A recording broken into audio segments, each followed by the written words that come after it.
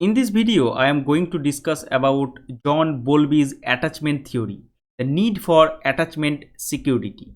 John Bowlby's attachment theory is a foundational framework in developmental psychology, focusing on the importance of a child's early relationships with their caregivers. Bowlby, a British psychologist, formulated this theory in the mid 20th century. His work was significantly influenced by his observation of children's responses to separation from their parents during and after World War II. A human infant starts life as a totally helpless creature, completely dependent on a caregiver to get basic psychological needs met. Through the responsiveness and reliability of the caregiver, the infant develops a sense of security that needs will be met. At the same time, the infant develops an emotional attachment to the caregiver, and that bonds provide a secure base and safe haven for the ever-growing infant to survive, deploy curiosity, and explore the environment. Integrating Freud's theory with the emerging science of ethology, the study of animal behavior through an evolutionary lens, cybernetics theory, control system theory, and developmental psychology, British psychologist John Bowlby proposed the existence of an attachment behavioral system designed over the eons of human history to motivate the desire to increase proximity between caregivers and vulnerable infants, children, or adults. Proximity seeking behaviors, according to Bowlby, serve the function of reducing feelings of fear and anxiety and are activated when the infant feels scared or vulnerable.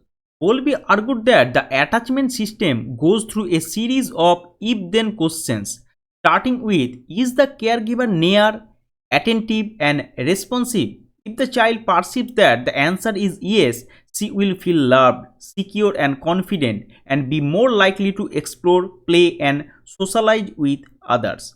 If the child perceives the answer to be no, she will experience anxiety and be more likely to show a range of behaviors designed to bring a caregiver close, including heightened vigilance and vocalizations of distress, that is, crying. Bowlby theorized that such behaviors would continue until the child is able to establish a comfortable level of proximity to the attachment figure. And if the attachment figure failed to respond, the child would completely withdraw, as so often happens with prolonged separation or loss. Exquisitely attuned to how we are treated at times of stress, the attachment system keeps track of success at obtaining proximity and comfort from attachment figures, beginning with parents but eventually expanding to friends and romantic partners.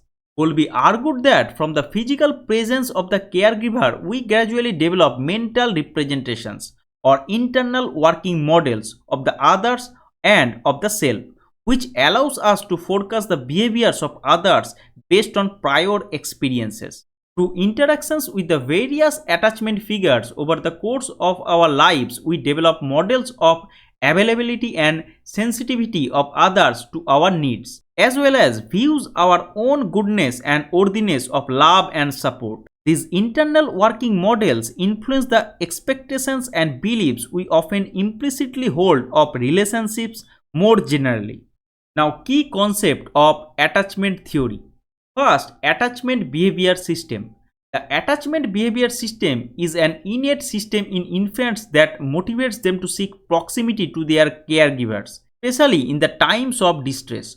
This system ensures that children receive the care and protection necessary for survival. Second, attachment styles.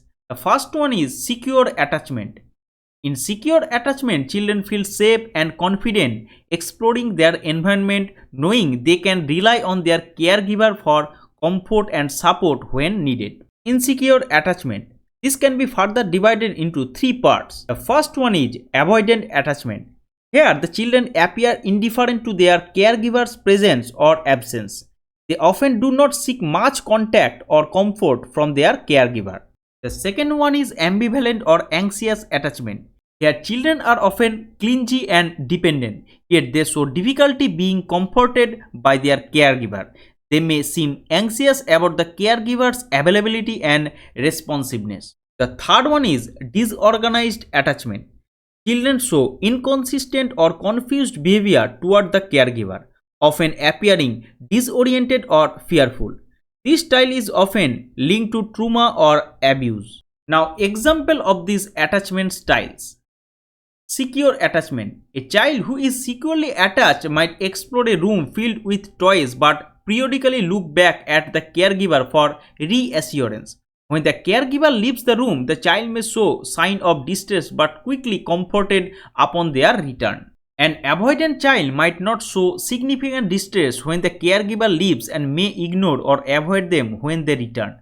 They tend to focus more on the environment than on the caregiver. An ambivalent child might be very distressed when the caregiver leaves and may be difficult to soothe even when the caregiver returns. They may cling to caregiver but also push them away. A child with a disorganized attachment might display confusing or contradictory behaviors, such as approaching the caregiver but with averted eyes or showing fear towards the caregiver. This often reflects a history of trauma or inconsistent caregiving. Now, the internal working model. This is a mental representation of the self, the caregiver, and the relationship between the two. It influences how individuals perceive relationships and interact with others throughout life. Sensitive period. Bowlby proposed that there is a critical period during early childhood, approximately the first 2 years of life, when the attachment relationship can form most effectively. Disruption or lack of a stable attachment during this time can lead to difficulties in emotional regulation and relationship building later in life. Bowlby's stages of attachment. Pre-attachment, that is from birth to 6 weeks. Infants show innate signals such as crying and smiling to attract the caregiver's attention and proximity. At this stage, they do not show a preference for a particular caregiver. The second one is attachment in the making, that is from 6 weeks to 6 to 8 months. Infants begin to develop a preference for their primary caregiver and show wariness of unfamiliar people. They start to understand that their actions can affect the caregiver's response. Third is clear-cut attachment, which is from 6 to 8 months to 18 months to 2 years. Children actively seek out their primary caregiver and show distress when separated from them, which is separation anxiety. The attachment bond is now clear and strong. Formation of a reciprocal relationship, which is 18 months to 2 years and beyond.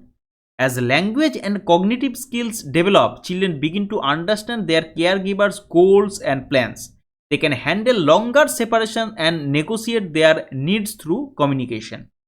Now, the implications of attachment theory. Understanding attachment theory can help caregivers recognize the importance of responsive and consistent caregiving. It highlights the need for providing a secure base from which children can explore the world. Teachers can use attachment theory to better understand students' emotional needs and behaviors, especially those with attachment issues. Therapists can use attachment theory to guide treatment plan for children and adults dealing with attachment-related issues. Interventions can focus on building secure attachment and repairing disruptions in early relationships. So, the John Bowlby's attachment theory has had a profound impact on understanding human development and relationships. It emphasizes the importance of early interactions between children and their caregivers and provides a framework for interpreting behaviors related to attachment. Through recognizing different attachment styles and their long-term effects, Bowlby theory offers valuable insight for caregiving, education, and therapeutic practices. Now, try this.